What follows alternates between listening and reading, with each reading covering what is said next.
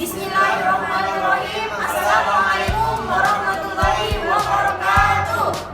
Kami di sini ingin menjelaskan hasil dari proyek citizen yang kami lakukan. Adapun judul yang kami angkat adalah perilaku bullying di kalangan mahasiswa. Sebelumnya izinkan kami untuk memperkenalkan diri. Saya Izra Mutami. Saya Nur Fajar Hasana. Saya Marni Husmita. Saya Muhammad Ragib. Untuk mempersingkat waktu, langsung saja kepada materinya. Baik teman-teman, di sini saya akan menjelaskan apa yang dimaksud dengan bullying. Nah, bullying dalam bahasa Indonesia dikenal sebagai penindasan atau lisan. Merupakan segala bentuk penindasan atau kekerasan yang dilakukan dengan sengaja oleh satu orang atau sekelompok orang yang lebih kuat atau berkuasa terhadap orang lain, dengan tujuan untuk menyakiti dan dilakukan secara terus-menerus. Nah, adapun beberapa contoh dari jenis dari bullying yang kita jelaskan. Yang pertama adalah bullying secara verbal. Contohnya seperti celaan, fitnah, kritikan kejam, penghinaan dan lain sebagainya bentuk bullying secara verbal. Nah, adapun yang kedua adalah bullying secara fisik. Contohnya seperti memukul, menendang, menampar, mencekik dan lain sebagainya bentuk penindasan melalui fisik. Dan ketiga adalah bullying secara relasional.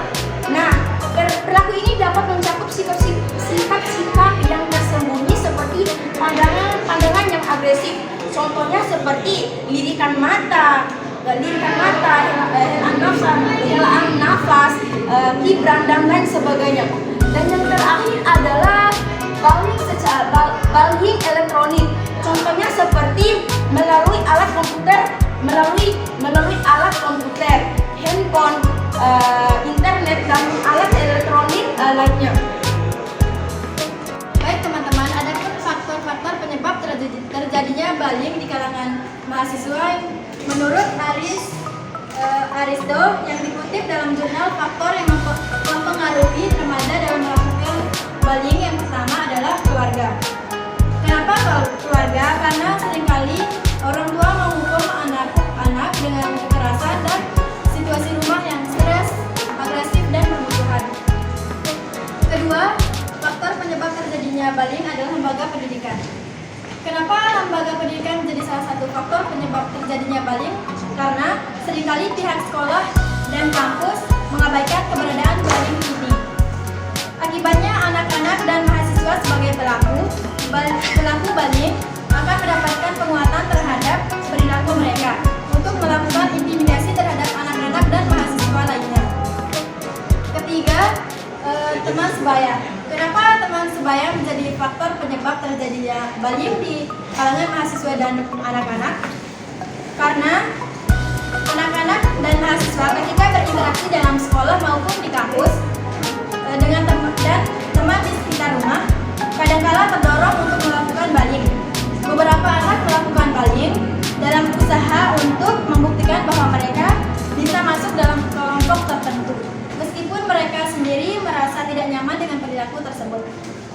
Keempat, faktor penyebab terjadinya bullying, yaitu kondisi lingkungan sosial. Kenapa kondisi lingkungan sosial? Karena salah satu faktor lingkungan sosial yang menyebabkan terjadinya bullying adalah kemiskinan. Yang terakhir, penyebab terjadinya bullying di kalangan mahasiswa dan anak-anak adalah tayangan televisi dan media cetak. Karena survei yang dilakukan salah satu media massa memperlihatkan bahwa 56,9% anak dan mahasiswa meniru adegan-adegan film yang ditontonnya. Umumnya mereka meniru gerakannya 60% dan kata-katanya 43%. Selanjutnya adalah dampak terhadap korban. Apa saja sih dampak terhadap korban dari perilaku bullying itu sendiri? Yang pertama adalah mengalami gangguan mental seperti depresi, gangguan kecemasan, merasa sedih dan kesepian. Kedua, shock. Selanjutnya, takut jika berpapasan dengan pelaku. Ketiga, perubahan pola tidur dan makan. Keempat, berkurangnya ketertarikan pada hobi aktivitas yang disenangi. Kelima, masalah kesehatan. Keenam, menutup diri dari pergaulan. Kedelapan, depresi, dan yang terakhir adalah bunuh diri. Selanjutnya, apa saja sih dampak terhadap pelaku? Yang pertama adalah gunaan alkohol dan obat-obatan. Kedua, rentan berkelahi dan merusak barang. Ketiga, beresiko melakukan seks di usia dini. Yang terakhir adalah melakukan tindakan kekerasan. Berikutnya adalah hasil observasi wawancara. Adapun hasil observasi wawancara yang kami lakukan adalah meskipun mahasiswa berasal dari kalangan akademisi dan terpelajar, namun tidak tertutup kemungkinan melakukan perilaku bullying. Dari sekian banyak universitas, mustahil tidak melakukan perilaku bullying yang disadari maupun tanpa disadari. Menurut mahasiswa yang kami wawancarai adalah semua mahasiswa pernah melakukan perilaku bullying tanpa ia sadari. Perilaku bullying yang paling sering dilakukan adalah bullying verbal dan relasional dalam bentuk menyebarkan gosip, menghina fisik maupun menyindir. Mahasiswa yang melakukan perilaku bullying itu menganggap lebih berkuasa dibanding korbannya. Dalam hal ini, kakak tingkat terhadap adik tingkatnya seperti kakak tingkat terhadap adik tingkatnya.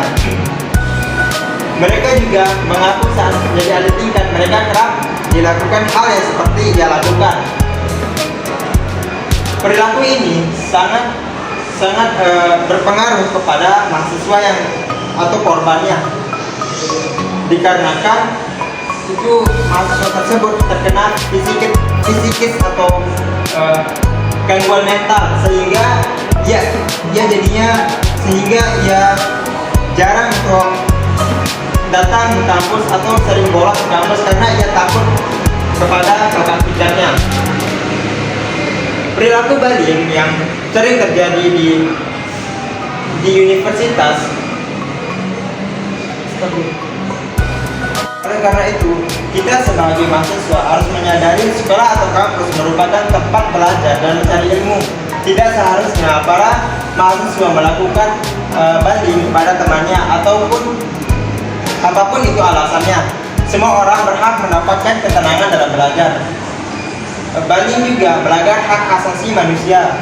Korban bullying akan sangat menderita secara mental.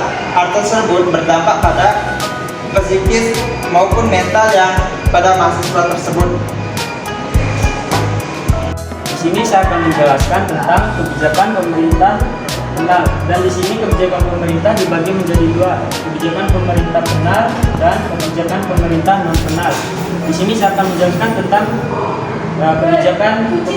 kebijakan penal, yaitu kebijakan dalam menanggulangan tindak pidana khususnya kejahatan bullying dapat menggunakan peraturan perundang-undangan yang ada seperti pasal 170 ayat 1 Undang-Undang Hukum Pidana yang bunyinya adalah barang siapa terang-terangan dan dengan tenaga bersama menggunakan kekerasan terhadap orang atau barang diancam dengan pidana penjara paling lama 5 tahun 6 bulan. Dan sini bunyi pasal keduanya yaitu pasal 351 sampai pasal 355 Kitab Undang-Undang Hukum Pidana yang bunyinya: 1. Penganiayaan diancam dengan pidana penjara paling lama 2 tahun 8 bulan atau denda paling banyak Rp300. 2. Banyak perbuatan mengakibatkan luka-luka berat yang bersalah dikenakan pidana penjara paling lama 5 tahun. Dan yang ketiga, jika mengakibatkan mati dikenakan pidana penjara paling lama 7 tahun. Dan yang keempat, dengan penganiayaan disamakan sengaja merusak kesehatan. 5. Percobaan untuk melakukan kejahatan ini tidak dipidana. Dan di sini saya akan menjelaskan tentang kebijakan pemerintah yang non penal atau di luar hukum pidana. Di sini saya akan langsung menjelaskannya. Yang pertama, memberikan informasi kepada anak didik tentang bullying supaya pengendalian emosi anak didik. Contohnya, orang tua menjelaskan terhadap anaknya apa itu tindakan bullying. dan mengingatkan kepada anaknya tindakan bullying itu sangat-sangat tidak diperbolehkan. Dan yang kedua, pemberian layanan konseling bagi para anak didik di lembaga pendidikan. Contohnya, lembaga pendidikan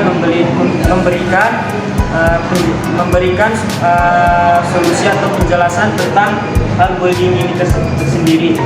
Dan yang ketiga, adanya sosialisasi pemberian penyuluhan tentang hukum, norma agama, penanaman akhlak yang baik oleh pihak terkait seperti guru, ustadz atau pembimbing rohani, polisi, departemen hukum dan hak asasi manusia. Dan yang keempat, menyiapkan anak didik yang bebas dari aksi bullying, baik sebagai pelaku maupun sebagai korban bullying. Dan yang terakhir, menumbuhkan empati anak didik. Dan di sini saya akan menjelaskan solusi tentang penjelasan teman-teman saya yang sebelumnya. Solusi dari semua tindakan perilaku bullying di kalangan mahasiswa ialah: satu, adanya layanan pengadaian kekerasan atau media bagi mahasiswa untuk melaporkan bullying secara aman dan terjaga kerahasiaannya. Dan dua, bekerjasama dan berkomunikasi aktif antara mahasiswa, orang tua, dan dosen. Dan yang ketiga, kebijakan anti bullying yang dibuat bersama dengan mahasiswa. Dan yang keempat, memastikan sarana dan prasarana di satuan pendidikan tidak mendorong anak berperilaku bullying. Dan yang kelima, pendidikan dan tenaga kependidikan memberi teladan dengan berperilaku positif dan tanpa kekerasan. Dan yang keenam, memberikan bantuan bagi mahasiswa yang menjadi korban. Dan yang terakhir, program anti bullying ini di satuan pendidikan yang melibatkan mahasiswa, dosen, orang tua, alumni, dan masyarakat atau lingkungan sekitar satuan pendidikan. Mana coba Fajar berkeji sekian dari kami. Sekian dari kelompok kami, kurang lebihnya kami mohon maaf. Wassalamualaikum warahmatullahi wabarakatuh.